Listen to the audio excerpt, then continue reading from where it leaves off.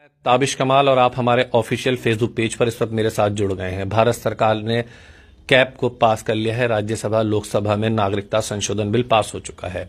NRC को लेकर के पहले से ही जमीयत के जो लोग हैं, जमीयत उलमा हिंद के जो सदर हैं या उनकी जो कमेटी है, वो तमाम मसले मसाइल पर सरकार के साथ या कोर्ट में लड़ती रही है। अब चूंकि कैब का बिल एक बन चुका है, कैब एक कानून बन चुका है, राष्ट्रपति से मंजूरी मिल गई है, बहुत जल्द पूरे देश के अंदर एनआरसी भी होगी।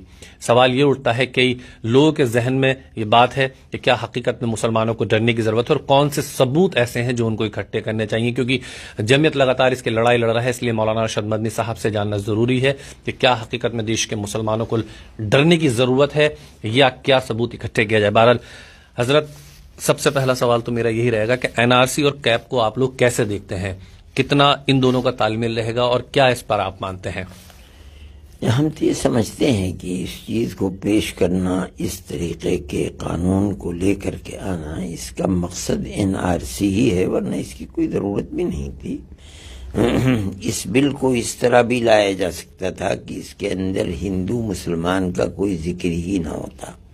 आप ये कहते कि मजहब की बुनियाद के ऊपर इन मुल्कों से जो निकाला जाएगा, कतई नज़र इसके कि वो कोई भी हो, हम उसको अपने मुल्क के अंदर नेशनलिटी देंगे। जाहिर है कि ये मुस्लिम मुल्क हैं, यहाँ कोई मुसलमान मजहब की बुनियाद के ऊपर नहीं निकाला जा सकता। अगर कोई पीड़ित होगा तो वो गैर मुसलमान ही होगा, लेकिन मुसलमान का नाम खास तरीके पर ला करके फिरका परस्त ताकतों को ये तस्वुर और ये विचार दिया गया है कि अगर मुसलमान को इस मुल्क के अंदर कोई हानि पहुंचा सकता है तो वो सिर्फ बीजेपी है, हम ही पहुंचा सकते हैं, कोई दूसरी ताकत नहीं पहुंचाएगी। ये सब मुसलमानों के साथ हैं। हम हैं तनाव वो कि जो हिंदू और हिंदुस्तान को मुसलमानों से आजाद करा सकते हैं। लेकिन अमित शाह तो कहते हैं कि मुसलमानों को डरने की जरूरत नहीं, जो हमारे गृह मंत्री हैं। मैं कहता हूं कि वो सही है, ये बात कहते हैं, लेकिन जब आप इसको उनके इस दावे के साथ मिलाकर रखेंगे कि एनआरसी जरूर आएगी, तो अब वहां ये सवाल पैदा होगा कि एनआरसी के तो सिर्फ मुसलमान के लिए एनआरसी, किसी और के लिए तो एनआरसी है नहीं।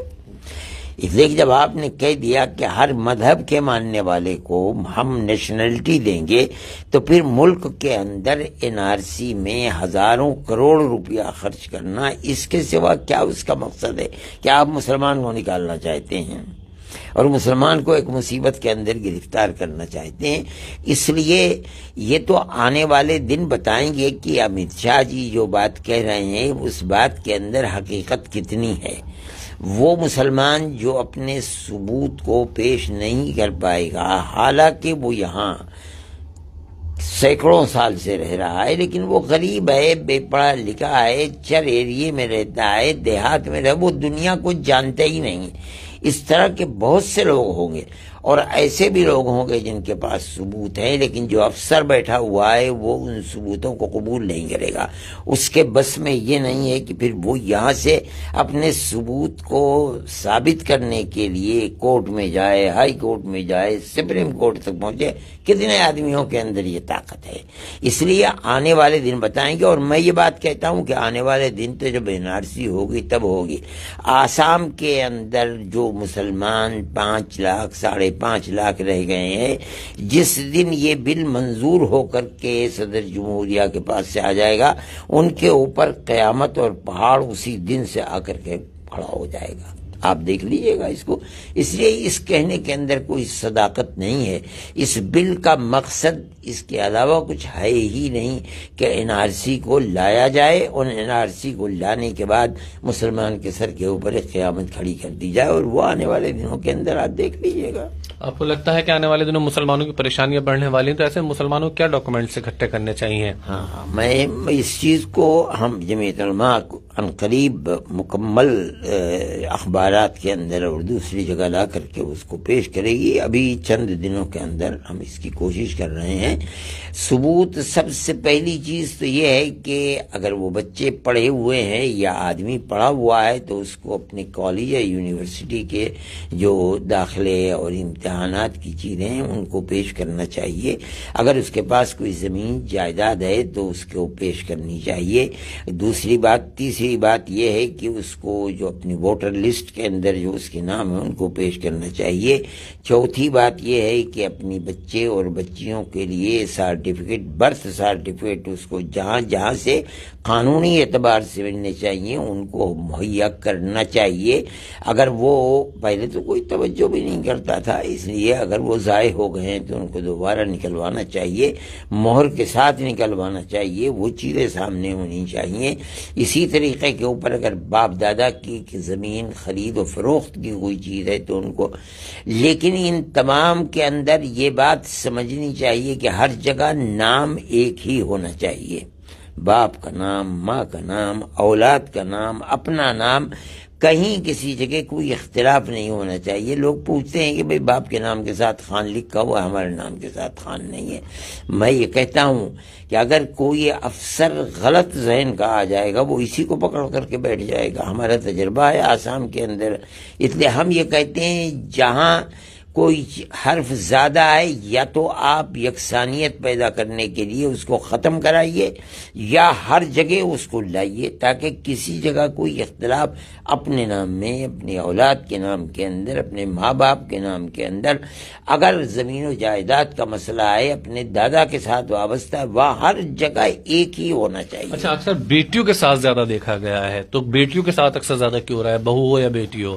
اس کی صورت یہ ہے کہ مسلمان، یہ میں کہتا ہوں بد نصیبی ہے کہ شریعت نے ایک قانون بنایا اور اس کی بڑی اہمیت ہے، یہاں تک کہ اس نے اپنے نبی کے اوپر بھی نہیں چھوڑا ہے بلکہ قرآن کے اندر قانون بنا کر کے اور رسول کو حکم دیا ہے کہ اب ہمارے بنائے ہوئے اس قانون کو امت کے اندر اور دنیا کے اندر عام کریں، اور وہ ہے مسئلہ وراثت. اس وراثت کے اندر لڑکوں اور لڑکیوں دونوں کا حصہ موجود ہے. اگرچہ لڑکی دوسرے گھر جاتی ہے اس کے اوپر ماں باپ کی خدمت کا بوجھ اب نہیں ہے، وہ اپنے شوہر اور بچوں کی خدمت کرے گی، لیکن لڑکیوں کے اوپر اپنے ساتھ اپنے ماں باپ کو جب تک وہ زندہ ہیں ان کی اطاعت کرنا، ان کے قدموں پر سر کو رکھنا، ان کی خدمت کرنا. اس لیے اس نے لڑکے کو 2 گنا حصہ دیا ہے، لڑکی کو 1 حصہ دیا ہے. بدقسمتی کی بات یہ ہے کہ لڑکی اس حصے سے بھی محروم ہو جاتی ہے. اگر باپ اپنی یا دادا اپنی دولت کے اندر لڑکے اور لڑکی دونوں کو حصہ دے اور قانونی اعتبار سے ان ناموں کو پیش کر دے اور لکھے کہ میں اپنے بچے کو اتنا اور بچی کو اتنا، تو اس بچی کیا نسبت ہے اپنے باپ کے ساتھ وہ قانونی دائرے کے اندر آ جائے گی. لیکن ماں باپ ایسا نہیں کرتے، لڑکوں کے نام دے کر کے تو جائیداد ان کے حصے پر کر دیتے ہیں، لڑکیوں کو اس حق سے معلوم ہے. اب اس لڑکی جب تک وہ زندہ رہے گی کہیں اپنے باپ کے رشتے کو ثابت کرنا اس کے لیے مشکل ہو جاتا ہے.